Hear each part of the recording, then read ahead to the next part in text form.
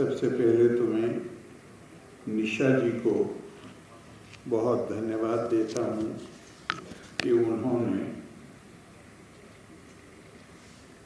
चेतना समिति के इस आयोजन में, जिसमें हमारी बहुत ही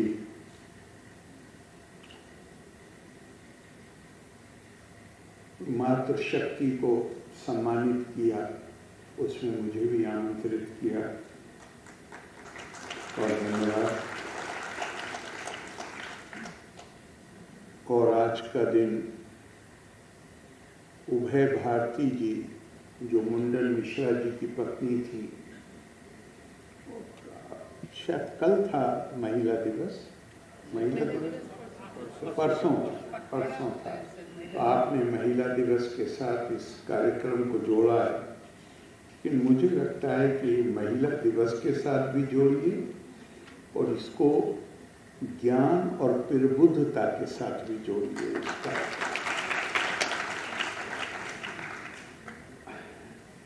अध्यक्ष जी कह रही थी कि उभय भारती जी ने अपने पति के सम्मान की रक्षा के लिए, ऐसा ही कुछ आपने कहा था,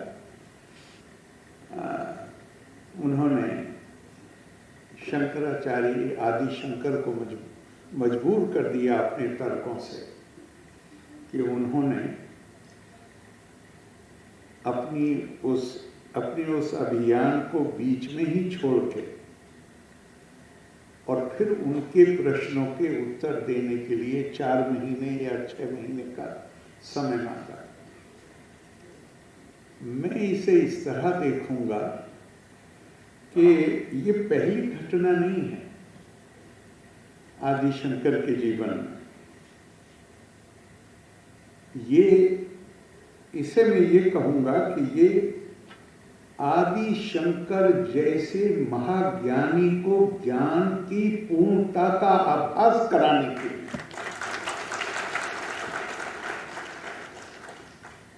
इसलिए कि कुछ ऐसे क्षेत्र थे जिसकी कोई जानकारी आदि शंकर को नहीं थी, और वो शायद उन्हें ये आभास कराना चाहती थी कि आप चाहे जितना ज्ञान हो आपके पास, लेकिन ज्ञान की पूर्णता का अर्थ कुछ और है।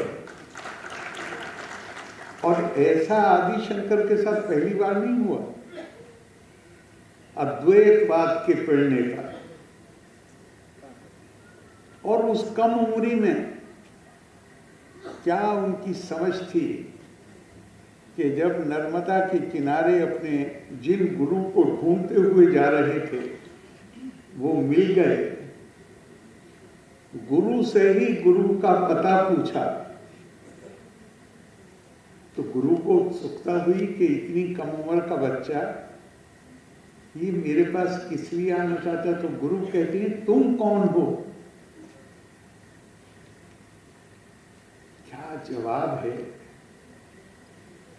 यहाँ बड़े विद्वान बैठे हुए हैं, मुझे जहाँ तक ध्यान आ रहा है 6 श्लोकों का है निर्वाण शतक का श्लोक।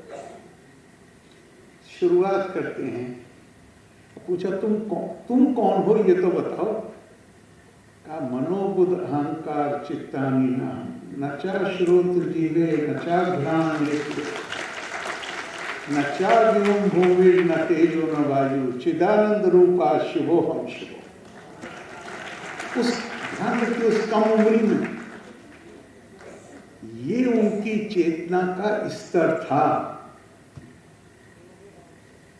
और फिर आगे न चा प्राण संज्ञे न वै पंचवायु न वा सप्धातु न वा पंचकोश न चा व्योम भूमि न तेजो न वायु चिदानंद रूपा शिवो हम शिवो। और आखिर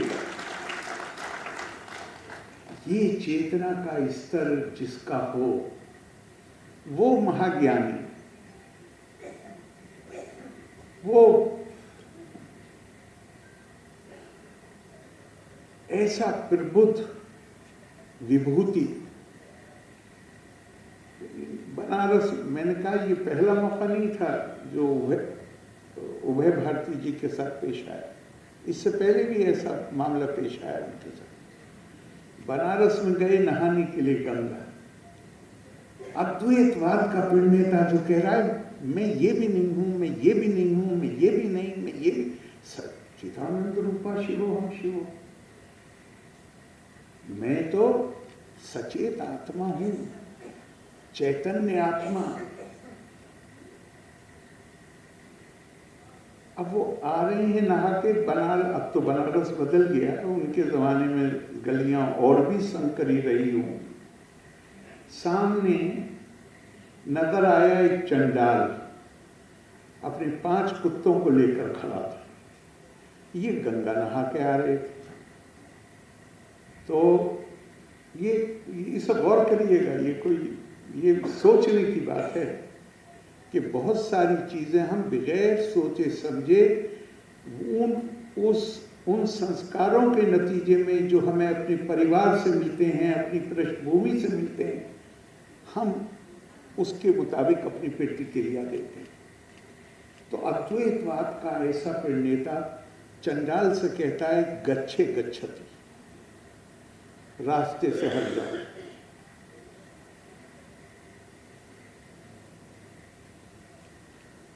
उसने कहा कि शरीर हटाऊं कि आत्मा हटाऊं? बनारस का चंडाल शंकराचार्य उसके पैरों पे गिरे। अद्वैतवाद की पूर्णता का आभास अगर किसी ने कराया इस महाज्ञानी को, तो उस चंडाल ने कराया, और ज्ञान की पूर्णता का आभास किसी ने कराया तो वो उभय भारती जी ने। और दोनों मौकों पर, यहां उन्होंने 4 महीने की छुट्टी ली, वहां उन्होंने मनीष पंचकम की रचना की, और उसका एक श्लोक, सभी 5 के 5 ही बहुत सुंदर हैं, पर एक मेरे दिमाग में बैठ गया है। ब्रह्मेवाहमिदं जगत् सकलं चिन्मात्र विस्तारितं सर्वं चैतद विद्याया त्रिगुणाया शेषा मया कल्पितम् इत्थं यस्य दृढ़ा मति सुक्तरे नित्या परे निर्मले चंडालोस्तु सातु द्विजोस्तु गुरु रितेशा मनीषा मम। जो ये जान गया कि ये जो हमारे अंदर आत्मा है, ये आत्मा के रूप में हमारे अंदर परमात्मा निवास करता है, और ये हर किसी में है, तो वो चाहे चंडाल हो चाहे द्विज हो, मैं उसके चरणों में गिरता हूं और वही मेरा गुरु है। यहां पे महिलाओं की अच्छी संख्या है, होना भी चाहिए, इसलिए कि ध्यान रखिए कि जिस तरह आत्मा का कोई लिंग नहीं, इसी तरह ज्ञान का भी कोई लिंग नहीं। ये हमारी साझी विरासत है। ऐसा नहीं है कि पुरुष ज्यादा, उनके अंदर योग्यता है ज्ञान प्राप्त करने की और महिलाओं के अंदर वो योग्यता, ये बिल्कुल गलत बात। और अभी मैं पूरी तरह नहीं समझ पाया, लेकिन सबसे आखिर में जो बोल रहे थे, क्या नाम था? रमानंद झा जी। अगर मैं जो समझा हूं, अगर सही समझा हूं, तो वो बार बार ये कह रहे थे कि संस्कृति की रक्षा की बुनियादी जिम्मेदारी महिलाओं के ऊपर, यही कहते थे, ऐसा ही कहा। तो मैंने ठीक समझा, इसका मतलब मैं मिथिला समझने लगा हूं, मैथिली समझने लगा हूं, मिथिला नहीं मैथिली, मैं समझने लगा हूं। तो ये बिल्कुल सच्चाई है। और मैं आपसे ये कहता हूं, मैंने अभी आपको, भारत में हमारी संस्कृति तो हमें ये इजाजत भी नहीं देती। अपनी संस्कृति का अगर ठीक से अध्ययन करें, हमारी संस्कृति ना तो मेरी खाल के रंग से परिभाषित होती है, ना मेरी भाषा से परिभाषित होती है, ना मैं किस तरह अपनी आस्था को अभिव्यक्ति देता हूं उससे भी परिभाषित नहीं होती। हमारी संस्कृति परिभाषित होती है आत्मा से। हम शंकराचार्य के 4 मठों की बात करते हैं। बिल्डिंगों से एकता नहीं होती, चाहे सांस्कृतिक हो, चाहे राष्ट्रीय हो, चाहे आध्यात्मिक हो, विचारों से होती है। Monuments of mind are more durable than monuments of power. मानस से पैदा हुए कीर्ति स्तंभ लंबे समय तक चलते हैं, शक्ति से पैदा हुए नहीं चलते।